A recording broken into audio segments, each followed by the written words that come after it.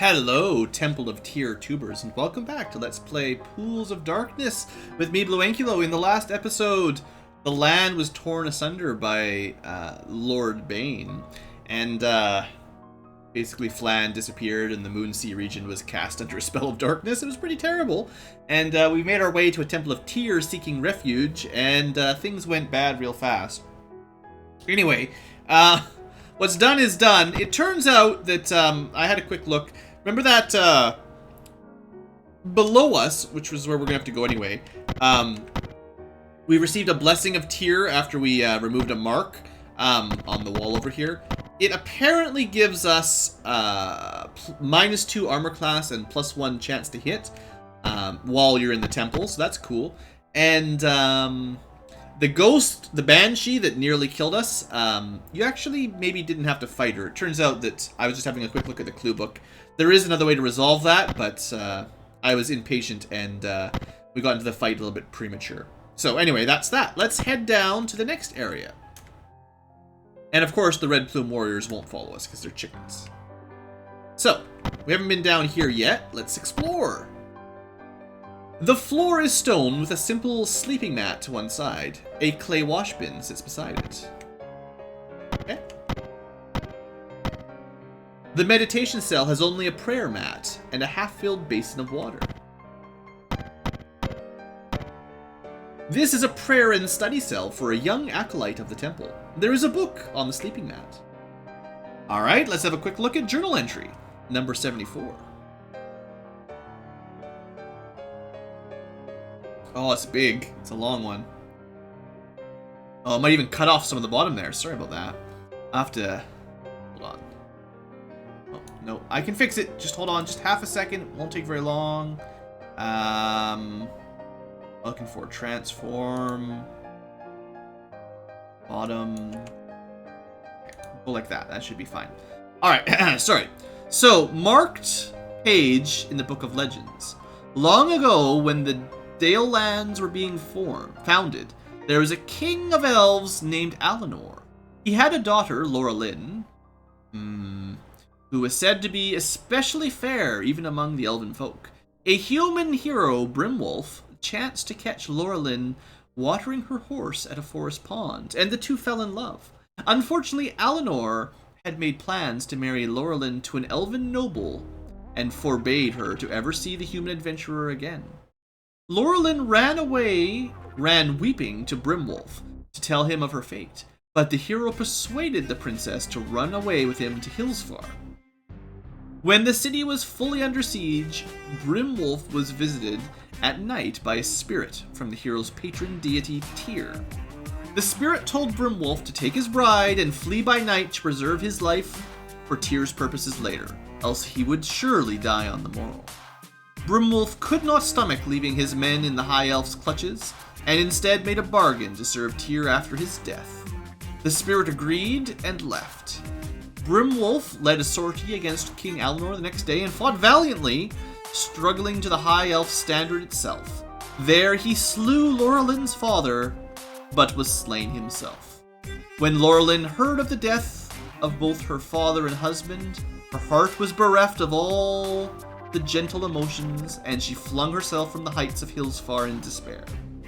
It is said that Brimwolf now waits in his tome for Tyr's summons, and Laura Lynn is doomed to walk the land wailing for her dead lover until she finds him again. Dang it! Alright. Premature fighting the Banshee. Should have saved it before then, right? Next time I'll save, I promise. Like, it's really hard to save your game. You know, in this one, there's no reason you can't save it. Alright, you know, speaking of that, like, how poorly things went, let's just preemptively cast Bless on the team and Prayer. They don't last a whole long time. In fact, I think we can put Protection from Evil as well. And I believe it will hit everyone in the party, basically. So, you guys can also see some of the spell effects above the character icons. Although it pushes down the HP bar, so that's kind of annoying. We'll see about how I deal with that later on. Well, or now. Point is, there's a lot of spell effects taking up a lot of space there, and it's more important you can see the HP bars. I might have to readjust this this a little bit. Let's just leave it like this for now. Alright, so we've got a few spells. They'll last a little while. There are priest robes on a peg on the wall. Otherwise, the room is quite barren.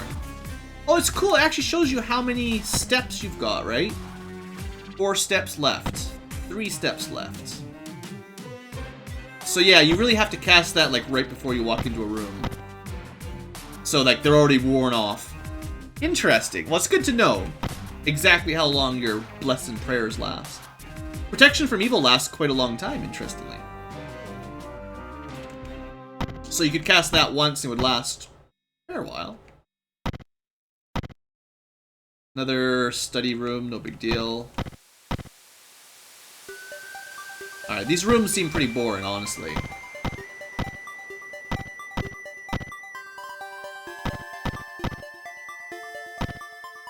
Temple plunder is bundled together on the dining tables. Do you take some for yourself? So you always know when it asks you kind of like that and calls it plunder that maybe you should second guess. And I'm gonna say probably stealing the plunder from the Temple of Tyr is a bad idea. Even though it'd be nice to get some money. But what are you gonna spend money on, right? Like, we're not here for money. This was the final preparation room for the burial of Melvont's greatest personalities. It has been stripped of everything of worth. Marauders burst through the door across from you, fleeing from an unseen enemy. None escape. No one gets out of here alive. So we've got a couple mages and a Banknight cleric. Okay. And don't even worry about the typical swordsman, boring, no big deal. Alright, let's move here. Uh-oh. Okay, he's readying a spell. Did you see that? So in this situation, you want something you can cast very quickly. I don't know what spell they're trying to cast. This one's going to try as well, but this one gets hit. Alright, there shall be no magic yet. Alright. Always, always kill the mages first. I mean, the swordsman can barely even hit us. Uh-oh. Lightning bolt! No! Holy smokes, that was a lot of damage. I told you the enemies do a lot of damage in this game. Alright, now one thing is, I think Roddy can get a backstab here. There's some damage. Now, I'm not sure if you can do 2 backstabs in one turn. That's something I'm not sure about. Also, I believe you need to be adjacent to do most of the healing spells, which we can't really arrange just yet. Also, yeah, I get 3 attacks around. Look, I'm special. So Christiana can't cast magic because she took damage, of course. At least she got revenge.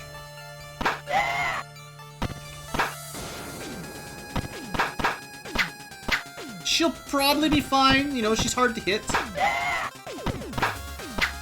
Good dodging. Okay, now it's time for that heal spell again. Man, I'm gonna need a lot of these. If this is the kind of enemies we're fighting that can just lightning bolt nearly kill you in one spell, we're gonna need some help with the big gun magic. No backstabs available.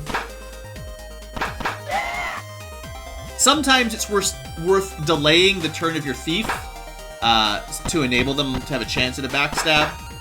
By now, it's not a big deal, but... Oh, they just ran away or surrendered. That's fine.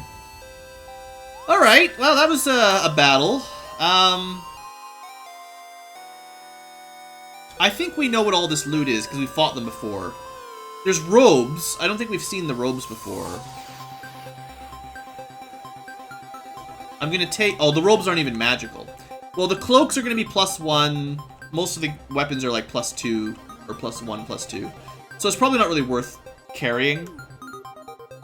So these guys were fleeing from something. Let me guess that it's behind this door. Let's re-bless, get a couple basic spells on. Blessing we can put on. Christiana still has protection from evil. We'll put prayer on. I'm not going to do too many other buffs other than those 3 sort of primary buffs. Unless I know there's a really dangerous fight coming up. But, you know, like, I could save. Just in case I get one-shot murdered again. Okay, we're already, like, running out of steps here for... Well, prayer is... Oh, you know what? Prayer lasts a lot longer when Fella casts it. 14 turns for Fella. Bless is still pretty short, but prayer is much better. Alright. A spirit rises and whispers. If you like them, he will come. It stares at you knowingly as it lies back in its body. That's creepy. Well, blessing already wore off. I feel like kind of got myself a little bit lost here. Alright, let's try to go back. I want to go back through the gate, yeah. Let's finish exploring this layer first before we go down to another floor. I just thought, you know, because there was marauders running away, that maybe we should prep for another fight, but... The kitchen cupboards stand bare and open, with pots and cutlery strewn about. The storeroom is cleaned out, the shelves are empty. A huddled figure sits grasping his knees in the far corner. A cowled figure squats here, rocking slowly, quaking with fear and constantly muttering. Slap him! Let's listen. He mumbles a broken litany of, no, can't fight, beyond the grave. Okay, you know what? Slap him, silly fella. The cowl falls back to reveal a face stricken by fear. He utters a piercing shriek that drains his very life. Oh, fella, you killed him! How could you? I didn't tell you to kill him. You're not supposed to hit him that hard. I feel like there should be something behind this wall. No, we're not stealing the plunder.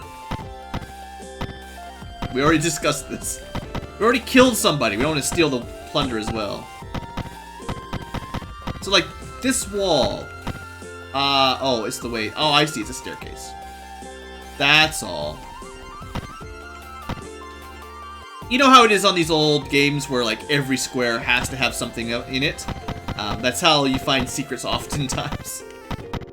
Alright, well, that's pretty much it for this level. Now we can go down again. Alright. I'm expecting a big battle coming up before too much longer. You never know exactly when. Oh good! Slavering creatures are feeding on the dead within the vault. They smell you and scream, fresh meat! Oh, these things again. Otius. Neo-Otius. Let me see if I can find them in our guide, just for interest's sake. Let me switch over for you guys. So... N for Neo-Otiu? I don't know. It's not really sorted by alphabet or anything. I think they were in the previous game, so they might not even be on this list. There's greater Odius, and this is not exactly correct. I think this list is for, like, special monsters that weren't in a normal Dungeons & Dragons game. They were created for this game specifically.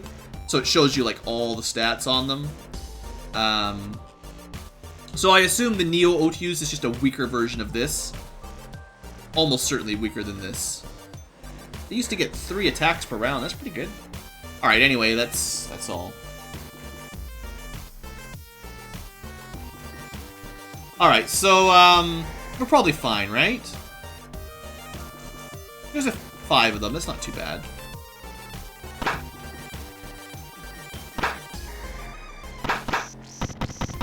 I think, like, Shinga almost killed one on his own.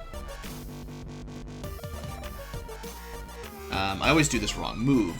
No, don't attack people. That song frustrates me, sorry. Alright, and then good old blue. Now, I'm just going to try to preserve some spell charges here for a little bit. No specific reason, but... I don't think we need to use magic to win this fight, basically.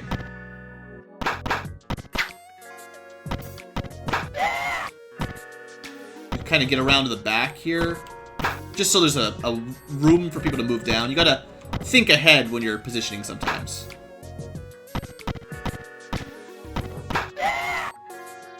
I'm not going to attack that other one. It's gonna have to come to us. Well, you know what, fella? You can take a hit, right? Look at that, 2 damage. You'll be fine. Alright, that wasn't too bad. Well, we don't get very much reward for it, so that's fair. A ghost rises from its mutilated body and says, "Thank you for ridding my tome of these vile creatures. Do me the honor of taking these items as thanks." Okay. A drow longsword. Cool. Let's detect magic. And, we'll let Pixel bring this stuff for now. So what do we get? That's pretty good. That's not really that good, though. I don't think adding the drow modifier really gives the longsword anything special. So 1d8 plus 11 would switch to... Oops, wrong one. 1d8 plus 7. So yeah, we're missing a plus 4 modifier, and his Thaco went down.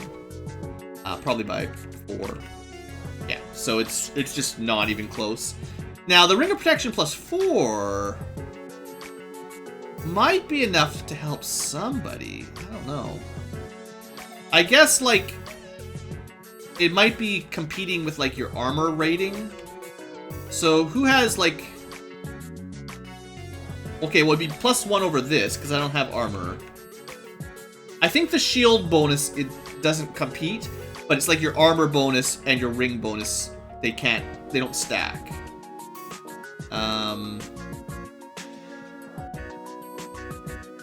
It'd actually be a reasonably good upgrade for Rodica and myself, probably. Sure, so we'll do it like that. Our first actual upgrade. We'll just do hand-me-down, so we'll both get plus 1 rather than one person getting a bigger bonus. Assuming it works. There you go, minus 12 for the mage. And then Rodica. Over items. Improve your ring. Look at that! So we both got slightly stronger, or more defensive. The plus 4 may have worked on Christiana as well, but it would only given her a net of plus 1 over what she currently has. Just because her armor is not that highly enchanted, a really good ring would still help a little bit. Kind of weird how the rules work on that kind of stuff. Otherwise, wasn't there something else, like a potion of speed? You know, it's fine. This stuff I'll hold on to for a little while, either drop it or sell it if we ever find somewhere to sell. Okay, that was a fun little fight, no big deal. Took a tiny bit of damage. The walls are lined with the eternal beds of Melvont's dead. A spirit rises and whispers, "If you light them, he will come." So again, the spirits are whispering to us. Field of dreams, yo. Field of dreams. A large stone coffin dominates the room. 2 recently dead warriors lie sprawled on the floor. Let's check the bodies. They died of fright! You become aware of a specter watching you from the doorway.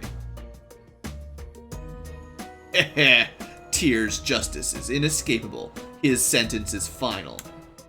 I am Brimwolf, arbiter of that sentence and gateway to the tests beyond. Tests you may fail to live through. Will you be tested? Shinga, I think, has to agree. It's in his job description. Then pass through the secret door beyond me, he says with a grin before vanishing. Alright, we will do that in a minute. Let's finish exploring.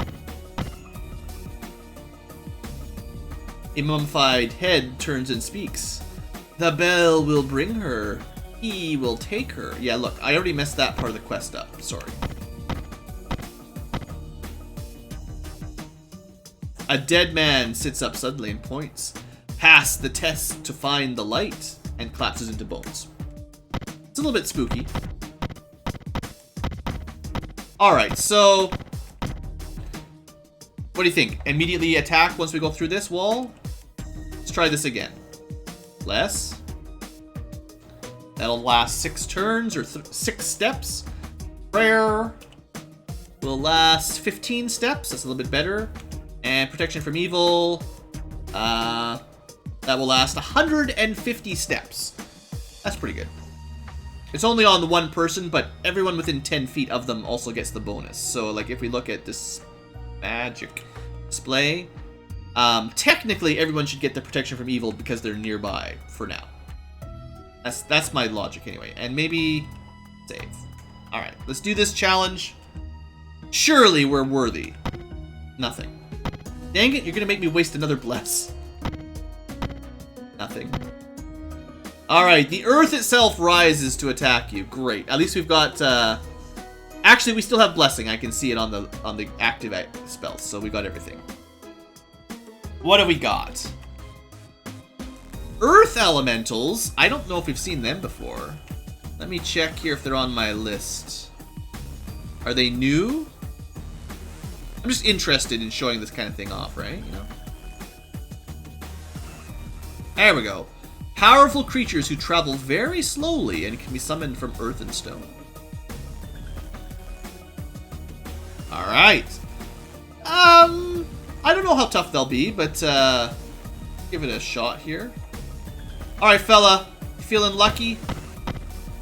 I mean, he did 24 damage. They're clearly not immune to weaponry, so we're off to a pretty good start.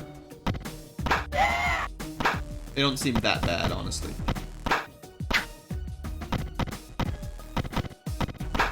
I'll let you guys handle it. No, I said I'll let you handle it. You'll be fine.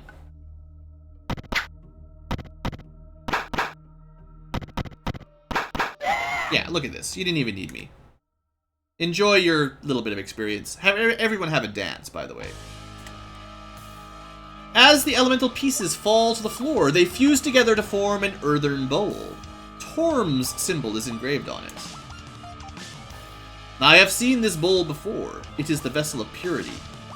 Do you guys remember the journal entry that we read about this quest? I'm gonna just double check. Hold on just a second here. I'm gonna look at my clue book. I'm trying not to cheat, but remember we had a... So we're in the Temple of Tyr. There was one that we read earlier on. I just want to figure the number out again. Journal entry 11 is what I'm looking for. So what we can do is double check the order that we're supposed to do this stuff in, because I know there's an order and I just didn't memorize it. So journal 11, let you guys see. So I think air first. So inhale vapors, air. Then drink waters, water.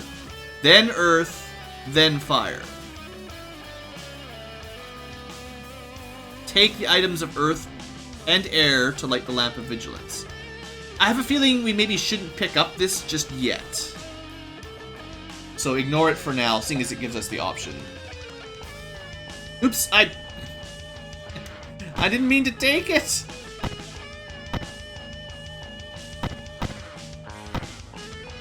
Ilmater's symbol is painted on the floor. As you enter, the symbol ignites. Well, looks like we're getting fire as well. Alright. You know what? Fire probably doesn't like ice very much. I'm just gonna delay a little bit here.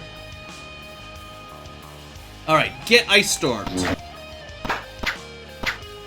Actually, considering Ice Storm does between 3 and 30 damage, that's pretty good.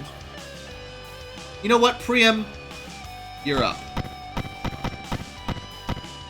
I guess you can't quite get far enough. Guard.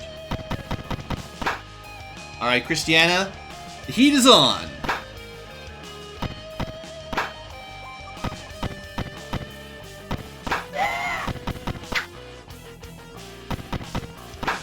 They don't seem that tough. So far, the elementals haven't been too scary. You know what? I think you guys have got it.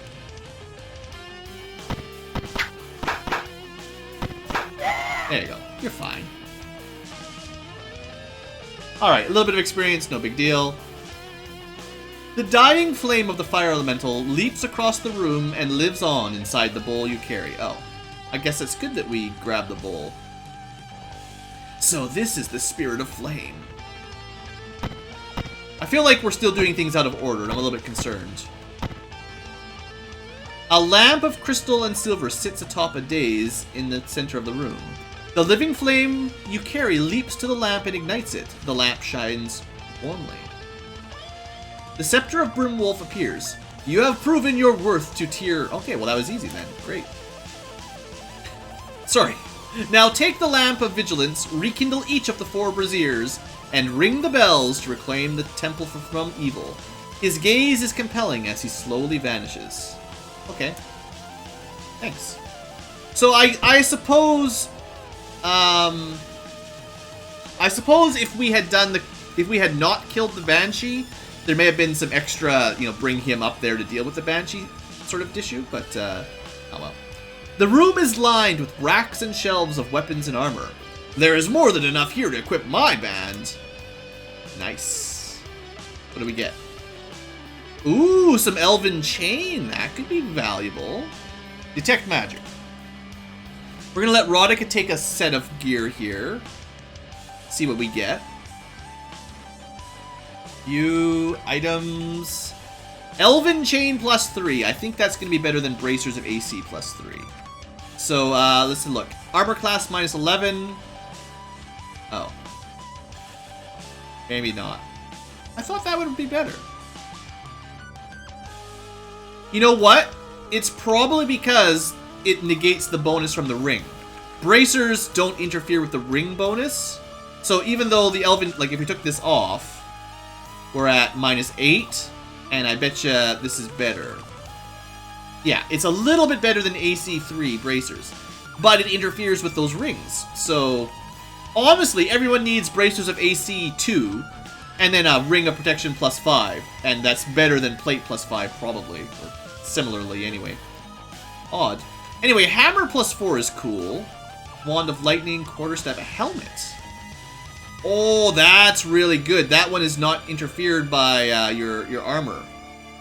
So who gets the helmet then? You know what? Because this is a Temple of Tyr, this is probably a Tyr helmet. Shinga. Trade to Shinga. I feel like our paladin can have the helmet of Tyr. That's a nice bonus. That's some good stuff there. Alright, cool. So the Elven Chain is a little bit lackluster. Wands have like limited charges, but yeah, I'll try to remember to use them eventually. Quarterstaff's probably not worth it because it's two-handed. You can't wear a shield. Same thing with a two-handed sword. It does lots of damage, but like typically in a lot of games, it's a really good paladin weapon. But keep in mind, you're always going to be sacrificing your shield to equip it, which is 6 armor class. And that's a big difference, even if that theoretically does more damage. So, just saying, we probably want to keep the shield equipped. Two-handed weapons just aren't that amazing. And then the hammer +4, hey? The Jorge. I don't know, hammers don't do a ton of damage, unfortunately. I think they're 1d4. So, like, look at the damage rating. 1d8 +10. If we switched it over here, or I switched it here, right? Yeah, 1d4 +11 compared to 1d6 +11. It's probably not worth... It's not a big difference, but it's probably not worth the change. Alright, good stuff. Got some loot. I guess that's it for the trial. Maybe we're basically done this place. Probably wouldn't have been that difficult a dungeon if I hadn't ended up getting killed by the Banshee. Oh. I should have done this first. Incense, then bull. I read it. I remember. The altar glows warmly as the ritual is successfully performed. So I betcha if I had done that first, either we would have avoided the combat or it would have been easier. Maybe you could avoid all the combat in this dungeon. Anyway, that was fun. Good. This way is out, I believe. So nice to have that auto map. Lets me backtrack an awful lot quicker when I sort of can just look to the left. Alright. Let's purify this this temple.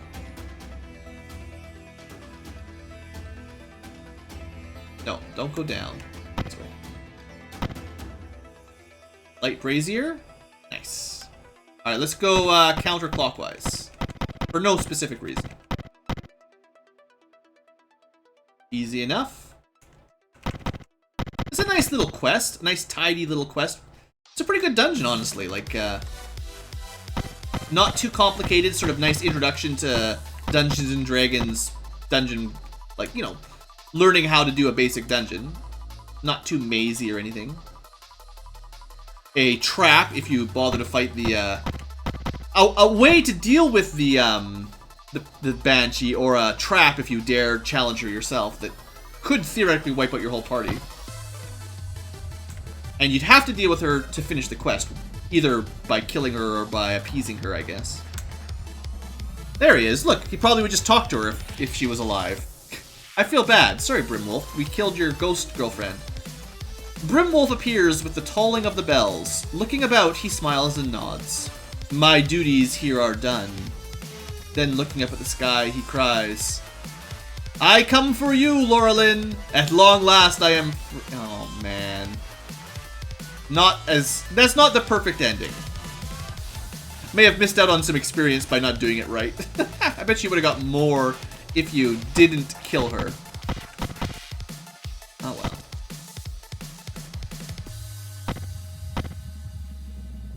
Alright. The pews are straightened and the tapestries repaired as if a great unseen hand put everything back in order. A cloaked figure stands near the high altar, waiting.